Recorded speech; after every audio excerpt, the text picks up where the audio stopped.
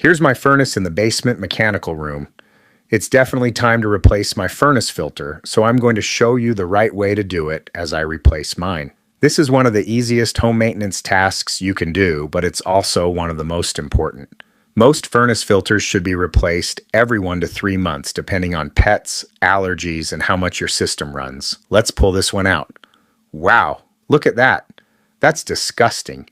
It's so dirty it's actually starting to bulge from the airflow. When your filter gets this clogged, your furnace has to work harder, airflow is restricted, and your energy bill can go up. One simple tip is to always write the date on the side of your filter with a Sharpie when you install it. I did that last time, and apparently I went 5 months. Way too long.